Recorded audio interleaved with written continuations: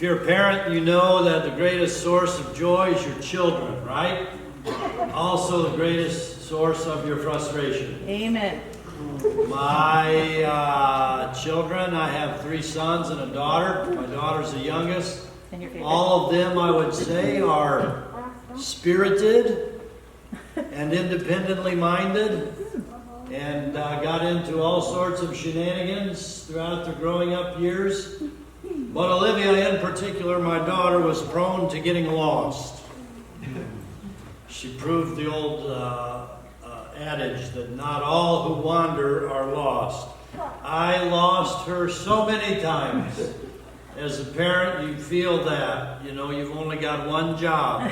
Don't lose the kids. And it happened. I remember one time, they were all, we had 4 children within 6 years, so they were all close in age. Wow. And one time to give the kids' mom a little respite, I loaded all 4 of them in the car, and they were just little stair steps. I don't know how old, 8 and under, I'm sure. And loaded them all in the car and went to Burger King for dinner. And, it's hectic, it's busy, you're ordering this and that and the other, and you're getting all the food and getting it to the table and making sure everyone's sitting where they're supposed to be and unwrapping cheeseburgers. And where's Olivia? 1, 2, 3. I'm looking here and there all around the restaurant in a panic. It's raining outside. I just happened to glance out the corner of my eye. In the drive-through lane is Olivia standing in the rain. Who knows?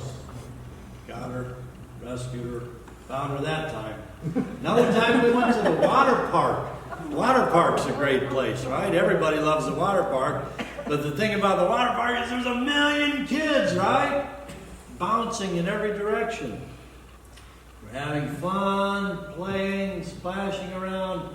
Where's Olivia? Looking here, looking there, calling, Olivia. She had walked out into the deep end above her head and was just standing. Standing in water above her head. Ripped her up out of there. Fortunately, she didn't need CPR. Found her. Once again, when we're with Olivia, we talk and we laugh and we reminisce about these moments. It's only by the grace of God that she made it. Now, her 24th year. Olivia's 24. There's only one story in the entire Bible about Jesus' childhood. And Luke records it. It's a we lost Jesus story from when he was 12 years old. Jesus was 12 and his parents lost him. And that's the story that we have of all of his childhood. One story. Luke chapter 2, begin in verse 40. I'll read it to you and then we'll draw some conclusions together. Luke 2:40 says, the child grew and became strong, filled with wisdom, and the favor of God was upon him. Now every year his parents went to Jerusalem for the festival of the Passover, and when he was 12 years old, they went up as usual for the festival. When the festival was ended and they started to return, the boy Jesus stayed behind in Jerusalem, but his parents did not know it. Assuming that he was in the group of travelers, they went a day's journey. Then they started to look for him among their relatives and friends. When they did not find him, they returned to Jerusalem to search for him. After 3 days, they found him in the temple, sitting among the teachers, listening to them and asking them questions. And all who heard him were amazed at his understanding and his answers. When his parents saw him, they were astonished, And his mother said to him, "Child, why have you treated us like this? Look, your father and I have been searching for you in great anxiety." He said to them, "Why were you searching for me? Did you not know that I must be in my Father's house?" But they did not understand what he said to them. Then he went down with them and came to Nazareth and was obedient to them. His mother treasured all these things in her heart. And Jesus increased in wisdom and in years and in divine and human faith. Perhaps it's a foreshadowing of the tension that Jesus would experience as he continued to grow between the demands of his family and the demands of his calling. Jesus was no ordinary child. But he was ordinary enough for us to be able to look at and emulate in our lives. And if you're anywhere near the age of 12, let me encourage you to pay special attention to verse 52. It says, Jesus increased in wisdom and in years, and in divine and human faith. And I feel like that's a mission statement or a purpose statement for anyone who's in the age of adolescence, is to grow in wisdom and years and in divine and human favor. Jesus is our example there. Jesus is our roadmap. This one little snippet, this snapshot into the life of Jesus shows him as an adolescent increasing and growing. The story about losing Jesus is a story of growth. And growth is your job if you're in adolescence. You already know that physically, right? Because your body as a 12-year-old is doing this stuff. Where did this come from? What's that? What's happening to me? Your body is changing, but your mind is changing. Your spirit is changing. This is a time of rapid growth and change in your life as a human being. It was no different for Jesus, and in fact, Jesus models for us what that's to look like in adolescence, and I would say beyond, because as I look around here, I think most of us are hopelessly beyond the adolescent years. But I would say at the same time, there's hope for us who are beyond adolescence. The story of losing Jesus is a story of growth. As we saw in verse 52, he increased in wisdom and in years. That's the back end of the story. The front end of the story in verse 40 is almost exactly the same. It says, the child grew and became strong, filled with wisdom, and the favor of God was upon him. The beginning of the passage, Jesus grew. The end of the passage, Jesus grew. I'm not a genius, but those brackets seem to indicate that we're dealing with a growth story. Jesus is modeling for us what it means to grow. So a little bit about the context, a little bit about the event itself. It was Passover. For the Jewish people, Passover was and is kind of a big deal. It's the preeminent annual festival. There are 3 of them, but Passover's number 1. If you were a devout Jewish person, then you would attend to the Passover. That means wherever in the ancient world you lived, you would journey to Jerusalem for the festival. It was a week-long party, not to be missed. It defined the religious life of the ancient Israelites. And Jesus and his crew came from Nazareth, and they traveled in caravan to the Passover. Presumably enjoyed the Passover, and it was as his folks were traveling home in the caravan that it occurred to them, like, where's Jesus? Did you see that Jesus was... No, I thought you saw it.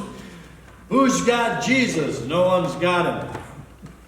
Turns out, they find out several frightful days later that he's hanging out in the temple. And then the reply of Jesus sort of mystifies us. We don't know what exactly to make of that. I love the King James rendering of it. It says, "Wist ye not that I must be about my Father's business?" Sure. Here in the NRSV, Jesus says, don't you know that I had to be in my Father's house? Is it smart alecky? Yes. As a response? Is it sort of tongue-in-cheek? Is it Jesus asserting his independence at the age of 12? Again, as parents, we know and understand that a lot of a person's responsibility in the period of adolescence is to individuate themselves. I am part of a family, yet I am me. I'm myself. I'm my own person. Perhaps there's some of that going on, and perhaps, as I said earlier, it's a foreshadowing of the tension that Jesus would experience between his calling on one hand and his family on the other. We know that that was the sticking point throughout his ministry. There's a place where Jesus' brothers made fun of him. They said, "Hey, if you want to be such a hotshot, you ought to be up at the festival now."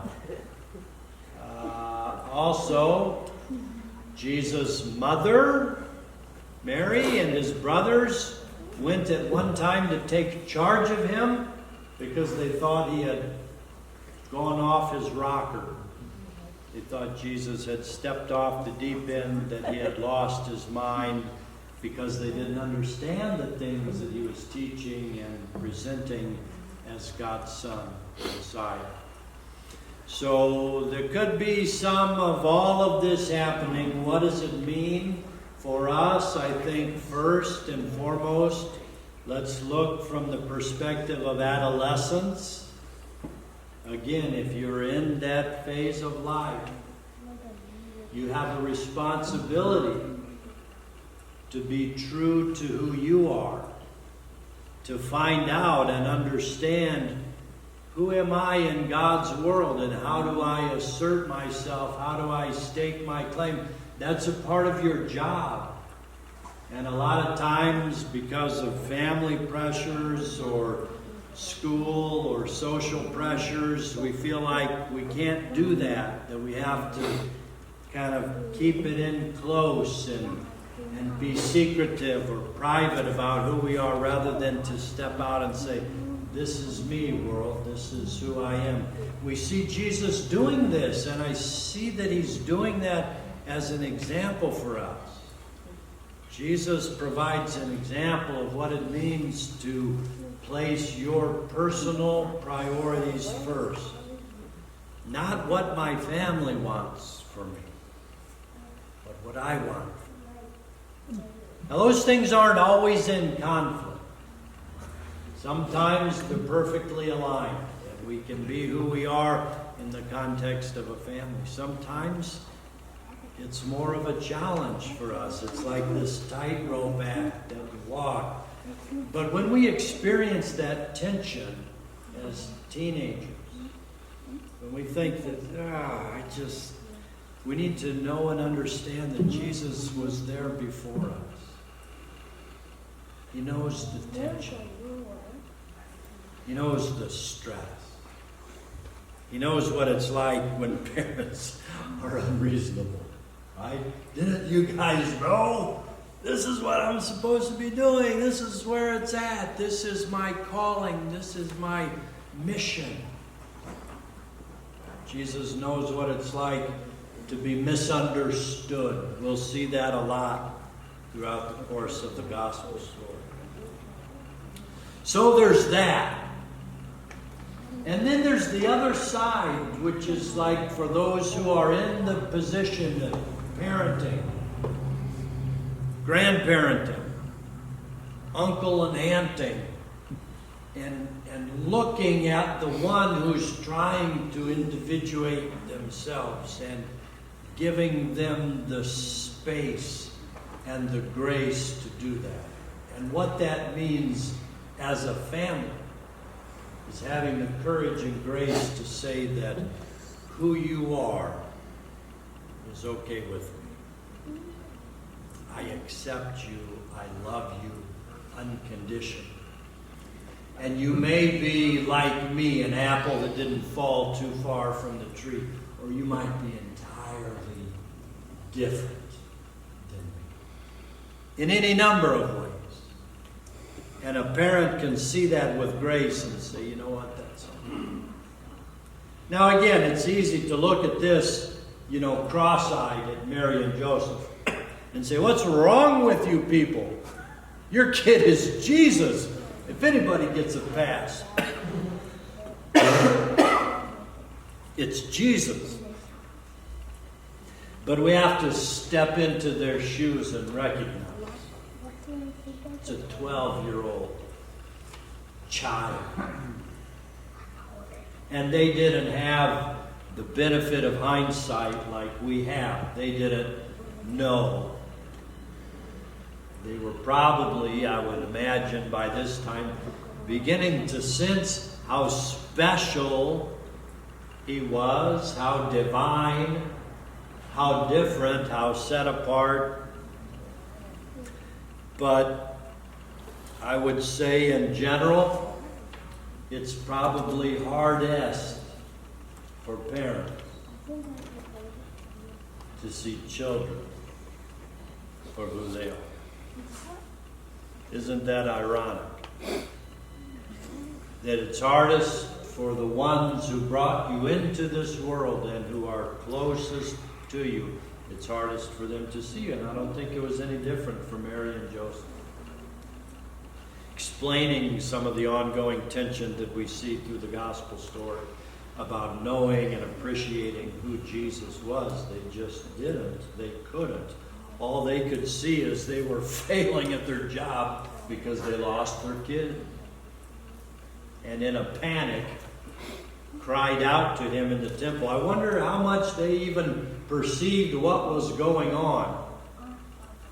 Luke sets up the scene. Here's Jesus, 12-year-old, in the midst of the teachers, the doctors of the church, sitting and talking with them and asking questions. And everyone's astounded. And this has been going on for several days at this point.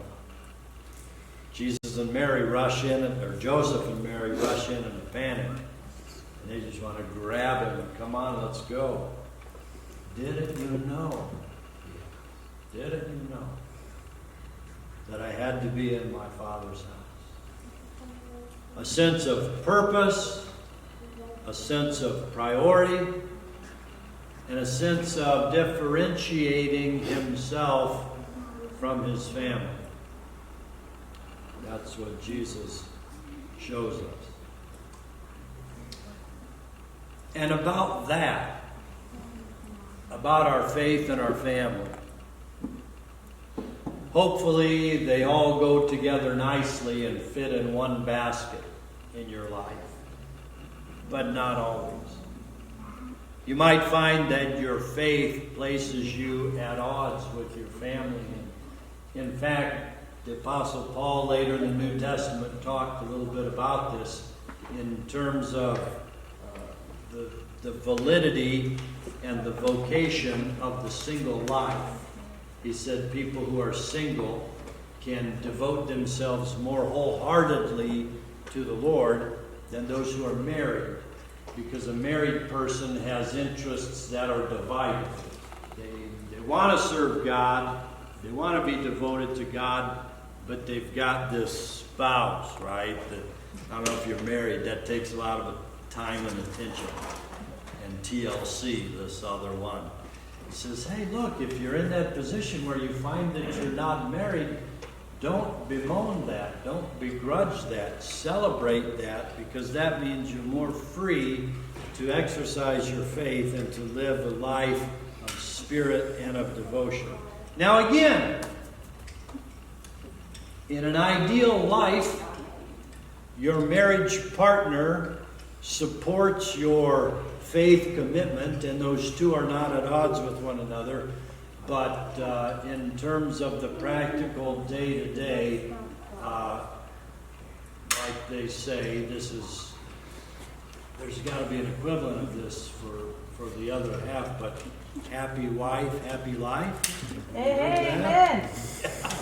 Yeah, keeping the partner pleased is priority number one, and God kind of factors in there somewhere as well.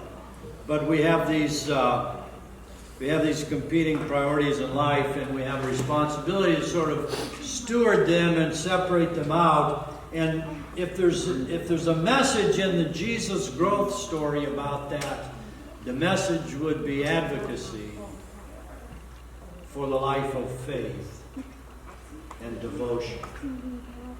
And if we transpose the marriage relationship over this story, it would be Jesus saying to the husband, look, don't you know that I have to be in my Father's house? Or Jesus saying to the wife, don't you know that this is priority number one?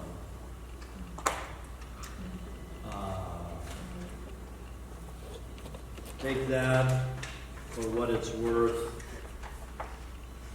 The message in all of this, I think,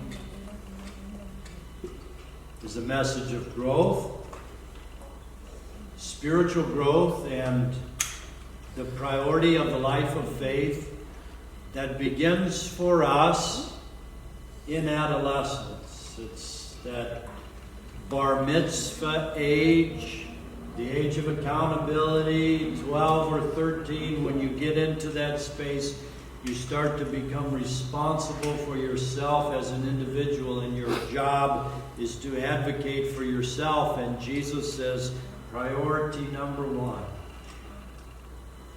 is being in my Father's house. Being about my Father's business. So whatever life I lead, however my priorities shake out as an individual, that should be priority number one, my relationship with Christ. That matters most. And then the individual is free to differentiate themselves however they see fit. And the responsibility of a family is to surround that individual and celebrate them as the same, only different than we are. To recognize and to acknowledge an individual's uniqueness and an individual's worth, and to maintain the commitment to love. We love you. We celebrate you. In this family, you are A-OK. Because giving to our children that sense of wellness is a forever gift that begins in childhood, grows in adolescence, but lives with an individual the rest of their life. And the opposite story is true, where that sense of wellness does not exist, where that measure of acceptance is not present. It creates in the life of that individual a void and a vacuum that nothing else can fill but God. But it sets that person, that individual, at such a decided disadvantage that it's a terrible injustice on our part as families. To not offer the individual a sense of blessing, of wellness. That we see you, we acknowledge you. As you acknowledge yourself, we accept you for who you are. We love you, we embrace you now and forever. If we could give that gift to our children, what more would they want? And what would they lack? Our kids are growing up with or without us. Our grandchildren, the kids, right? Like, they're growing up. And we have responsibility to them that this story helps us to flesh out. So I just would encourage you with that to think about your life and your relationships. And young people, to think about yourself, who you are. And for families to celebrate and embrace this. Mm-hmm. God, you've placed us in this big, wonderful family called First Baptist Church, and we thank you for that. We thank you for our young people that are growing up in front of our eyes. God, we bless them. We celebrate their uniqueness, who you've created them to be. God, give them a sense of their true selves, to know who they are in this world. And give us as family grace and courage to do the exact same thing and to celebrate and acknowledge them for who they are. Jesus, thank you for the example that you've given to us and for the struggle that you endured within a human family and the way that we can benefit from that and the way that we know, Jesus, that you understand us. You get us like no one else does. Thank you. Thank you. Thank you.